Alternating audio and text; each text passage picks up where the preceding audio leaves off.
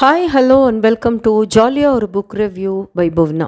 இன்றைக்கி நம்ம பார்க்க போகிற book don't believe every thing you think. லைஃப்பில் நம்ம என்ன பண்ணுறோமானா ரெண்டு விதமான பெயின் அனுபவிக்கிறோமா. ஒன்று ஃபிசிக்கல் பெயினா, இன்னொன்று எமோஷ்னல் பெயினா. இதை தான் புத்திஸ்டும் சொன்னாராம். ஃபிசிக்கல் பெயின் அப்படிங்கிறது உங்களை சப்போஸ் ஒரு ஆரோ தாக்கிடுச்சுன்னு வச்சுக்கோங்க, அது ஒரு ஃபிசிக்கல் பெயின்.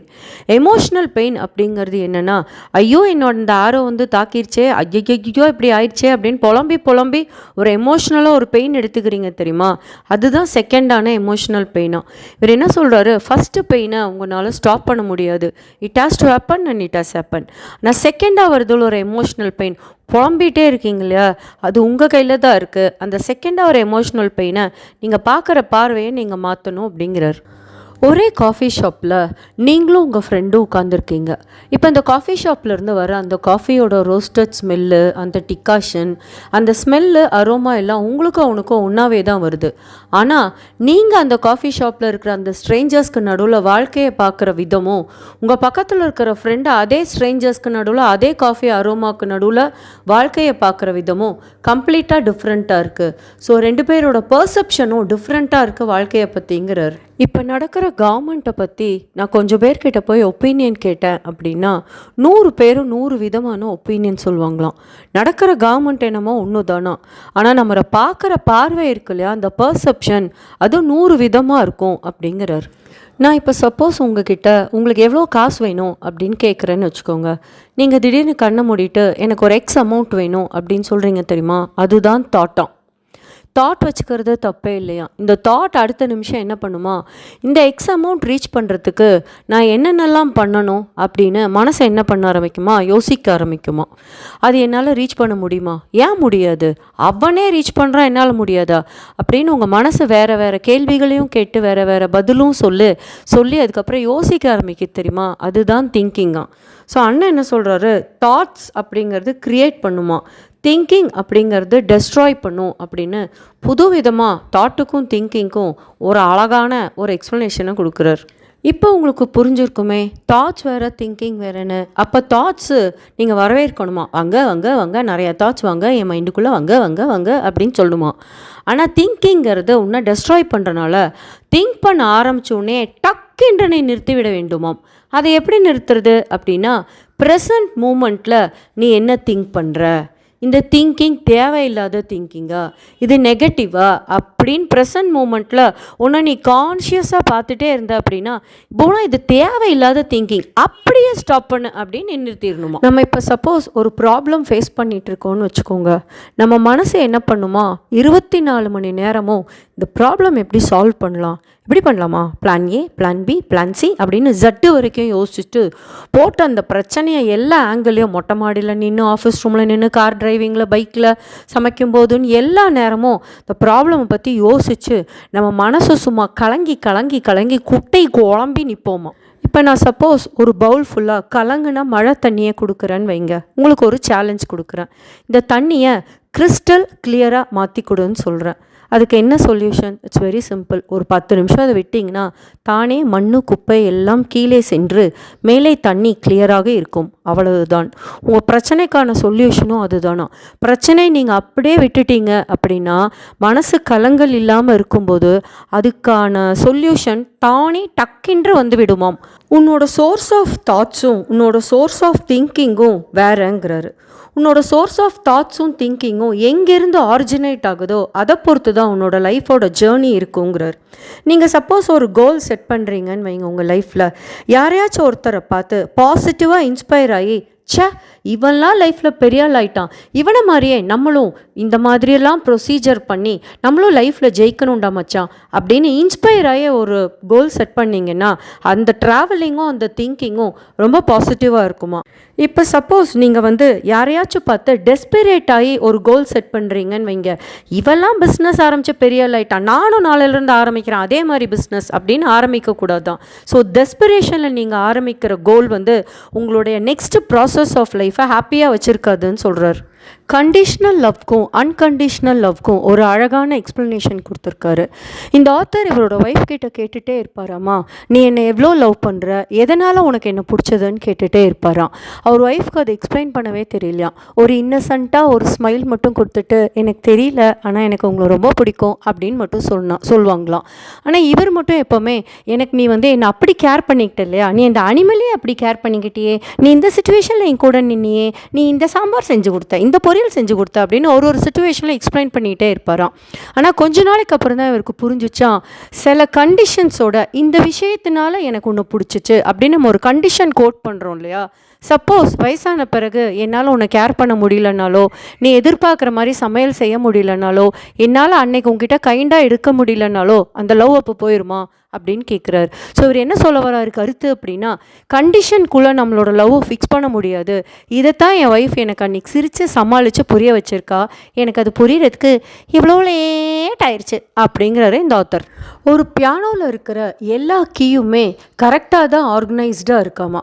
உனக்கு அந்த கீயை சரியாக ஆப்ரேட் பண்ண தெரியல அப்படிங்கிறதுக்காக இந்த பியானோவில் இந்த கீ அதுக்கு தேவையே இல்லாமல் இங்கே உட்காந்துக்கிட்டு இருக்கு, அமுத்தினாலும் கொய்யின்னு சம்மந்தமே இல்லாமல் ஒரு சத்தம் போடுதே அப்படின்னு நீ நினைப்பியான். நம்மளோட டிசிஷன்ஸும் அது மாதிரி தானா. There is no right or wrong கீ, அதாவது there is no right or wrong decisions அப்படிங்கிறார். எல்லா டெசிஷனுமே ரைட் தான் அப்படிங்கிறார். ட்ரூத் அப்படிங்கிறது யூனிவர்ஸில் ஒரு ட்ரூத் தான் இருக்காமா. நீ பார்க்குற பார்வையில் அந்த ட்ரூத் மாறும். நீ என்ன நினைப்பனா, நீ சொல்கிறது தான் இந்த விஷயத்தில் கரெக்டு, அவனுக்கே இந்த விஷயத்தை பற்றின பார்வை இவ்வளோ டிஃப்ரெண்ட்டாக இருக்குது, அவன் சொல்கிறது தப்பு, அவனுக்கு அறிவே இல்லை அப்படின்னு நீ நினைப்பியான். அவன் என்ன நினைப்பானா, அவன் சொல்கிற பாயிண்ட் ஆஃப் வியூ தான் கரெக்டான ட்ரூத் இருக்குது, உனக்கு அறிவே இல்லை அப்படின்னு அவன் நினைப்பானா. ஸோ இந்த பார்க்குற பார்வை மாறும். உன் திங்கிங்கை நீ அவ்வளோ நெகட்டிவாக வச்சுக்காதங்கிறார். அவனோட பார்வையிலேருந்து இந்த உலகம் அப்படி இருக்குன்னா அதை அக்செப்ட் பண்ணிக்கோ. உன் திங்கிங்கை நீ எப்படி பாசிட்டிவாக வச்சுக்கணும் தெரியுமா, உனக்குள்ளே நீ நிறையா பேசணுமா. அது நெகட்டிவாக அந்த தாட் போக ஆரம்பிச்சிச்சுன்னா அங்கேயே கட் பண்ணி ஸ்டாப் பண்ணிடு அப்படிங்கிறார். இந்த இன்னர் திங்கிங் எல்லாத்துக்குமே பதில் யார் சொல்லுவாங்களான்னு தெரியுமா, cut feeling, intuition, inner wisdom அப்படின்னு நம்ம மனசுக்குள்ளேருந்து ஒருத்தவங்க பேசிகிட்டே இருக்காங்க தெரியுமா, அவங்க கிட்ட தான் உன்னோட ஜிபிஎஸ் சிக்னலே இருக்குங்கிறார். உன்னோட இன்னர் ஜிபிஎஸ் என்ன பண்ணுமா, லைஃப்பில் உன்னை எப்போவுமே கைட் பண்ணிகிட்டே இருக்குமா. நீ தயவு செஞ்சு அங்கே கொஞ்சம் காது கொடுத்து கேளுங்கிறாரு. இந்த திங்கிங் நெகட்டிவாக போகுது போகுனா இதை ஸ்டாப் பண்ணு. நீ ஏன் இவங்களை பற்றி இவ்வளோ கேவலமான ஒரு ஒப்பீனியன் வச்சுட்டு நீ ஏன் இந்த இடத்துல கோவப்பட்ட அப்படின்னு எப்போயுமே உன்னோட இன்னர் வாய்ஸ் உங்ககிட்ட பேசிகிட்டே தான் இருக்குமா. தயவு செஞ்சு உன்னோட ஒரு காதை அந்த இன்னர் வாய்ஸ்க்கு கொடுங்கிறார். உன்னோட மேனிஃபெஸ்டேஷனில் எப்போவுமே நீ வாட் யூ வாண்ட் அப்படிங்கிறத மட்டும்தான் கேட்கணுமா. ஹவு அப்படிங்கிற கேள்வி நீ கேட்க வேண்டாமா, அது யூனிவர்ஸ்க்கே கேட்குமா. யூனிவர்ஸ் நிறைய வெரைட்டி ஆஃப் ஹவுக்கான ஆன்சரை இது எப்படி நடந்துச்சு மச்சான் அப்படின்னு உனக்கே தோணுமா. அதனால் உன்னோட மேனிஃபெஸ்டேஷனில் உனக்கு என்ன வேணும், வாட் யூ வாண்ட் அப்படிங்கிறத மட்டும் வச்சுக்கோ. ஹவுங்கிற கேள்வி உனக்கு தேவையில்லாத கேள்வி அப்படிங்கிறார். உன்னோட காடு கூட இந்த இன்ஃபினிட் இன்டெலிஜென்ஸ் கூட எப்போவுமே கனெக்டடாக இருங்கிறார். மெடிடேட் பண்ணு. உன்னோட இன்னர் வாய்ஸ் கூட உன்னோட காடோட கனெக்ட் ஆனது தான்.